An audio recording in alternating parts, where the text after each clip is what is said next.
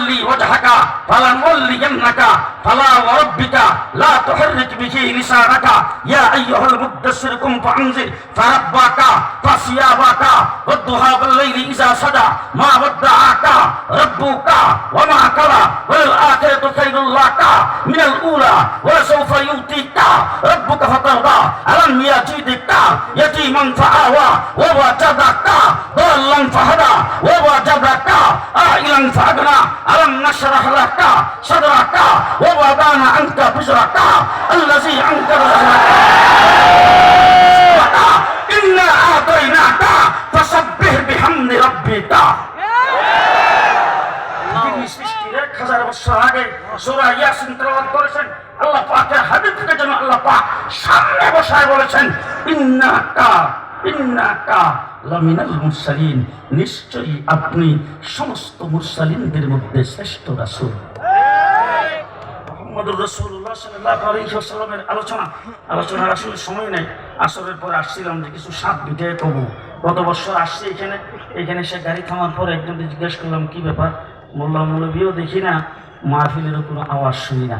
ওই একটা লোক পাইলাম, জিজ্ঞেস করলাম কোথায় মাহফিল? হুজুর এইখানে না, কোনখানে?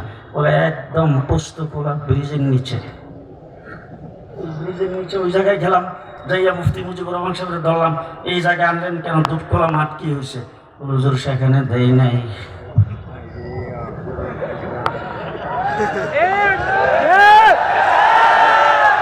যারা দেয় নাই তারা আজকে কোথায়? যারা কথাই বলতো খেলা হবে তারা আজকে কোথায়?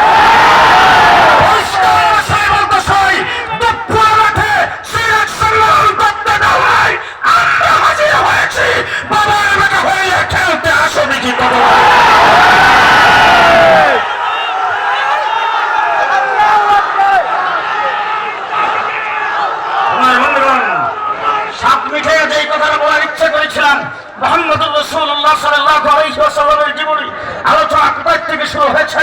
রূহের জগতে আল্লাহ পাক একটা জনসভা আহ্বান করেছেন। সেই জনসভায় আল্লাহ প্রশ্ন করেছেন আলাস্তু বিরাব্বিকুম, আমরা বলেছি বালা। জনসভা খতম হয়ে গেছে, আরেকটা সেমিনার আহ্বান করেছেন।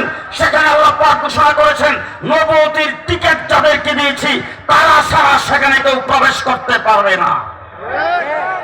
সেমিনার যদি হয় তাইলে বিষয়বস্তু কার্ডে লেখা থাকে কিনা, আলোচনা কে করবেন সেটা লেখা থাকে কিনা, কার্ড ছাড়া ভিতরে কি কেউ প্রবেশ করতে পারে? হযরত আদম থেকে মুহাম্মদুর রাসূলুল্লাহ সাল্লাল্লাহু আলাইহি ওয়াসাল্লাম পর্যন্ত আল্লাহ রাব্বুল আলামিন ডাক দিলেন ওয়াইজ আখাযাল্লাহু মিসাকান নাবিয়্যিন লামা আতাইতুকুম মিন কিতাবিন ওয়া হিকমা। রূহের জগতে আল্লাহ পাক সেখানে সেমিনার করেছেন। ওই সেমিনারের সমস্ত নবীরা সেই জায়গার মধ্যে গিয়েছেন। যারা নবুয়তির টিকিট প্রাপ্ত ওই জায়গার মধ্যে গেছেন। মির্জা গোলাম কাদিয়ানী যেহেতু নবুয়তির টিকিট প্রাপ্ত না, সে কিন্তু ওখানে যাইতে পারে নাই। জায়গার ভিতরে আল্লাহ তাবারক ওয়া তাআলা নবীদেরকে জমা করে সেই জায়গায় নবীদের সামনে আলোচনা করবেন একমাত্র আল্লাহ। আলোচ্য বিষয় হলো নবী মুহাম্মদুর রাসূলুল্লাহ, শ্রোতা হলেন 1,24,000 নবী। কথা বুঝাই নাই। আলোচককে স্বয়ং রাব্বুল আলামিন। আলোচনার বিষয় হলো রাহমাতুল লিল আলামিন, আর আলোচনার শ্রোতা হলেন আদম থেকে ঈসা পর্যন্ত 1,24,000 নবী।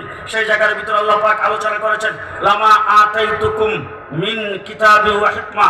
উলামায়ে কেরাম তুলাবায়ে ইলম এখানে বসে আছেন। লামা আতাইতুকুম মিন কিতাবি ওয়া হিকমা, আদম থেকে ঈসা পর্যন্ত সমস্ত নবীদেরকে আল্লাহ তাবারক ওয়া তাআলা ডাক দিয়েছেন। ডাক দিয়ে বলেছেন লামা আতাইতুকুম মিন কিতাবি ওয়া হিকমা। মিন এই জায়গার মধ্যে ব্যবহার করে আল্লাহ পাক যেটা বুঝাইতে চাচ্ছেন কিতাব এবং হিকমত থেকে কিছু আদম থেকে ঈসা পর্যন্ত সমস্ত নবীদেরকে দেওয়া হবে। নবীদের পরে সুম্মা জাআকুম রাসূল, আমার নবী বিশ্ব নবী রাসূল হিসাবে আমি আল্লাহ যাকে খেতাব দিয়েছি তিনি পৃথিবীতে আগমন করবেন। তিনার মাধ্যমে আমি আল্লাহ পাক ঘোষণা করব ইন্না আতাইনা কারু কাউসার আল-ইয়াওমা আকমালতু লাকুম দীনাকুম। আজকের দিনে 1400 বছর আগে মুহাম্মদুর রাসূলুল্লাহ আরফার ময়দানে হাজির হয়েছেন। আদম আলাইহিস সালাম থেকে শুরু করে ঈসা আলাইহিস সালাম পর্যন্ত দ্বীনের কিতাবের হিকমতের কিছু তোমাদেরকে দিয়েছি। মুহাম্মদুর রাসূলুল্লাহর মাধ্যমে দ্বীন অল কমপ্লিট করে দিয়েছি। মুহাম্মদুর রাসূলুল্লাহ সাল্লাল্লাহু আলাইহি ওয়াসাল্লামের জীবনী আলোচনা কোথা থেকে শুরু বলতে গেলে অনেক সময়ের দরকার। শেষ কথা আপনাদের সামনে যেটা বলতে চাই, আমার নবী মুহাম্মদুর রাসূলুল্লাহ মক্কা শরীফে জন্মগ্রহণ করেছেন।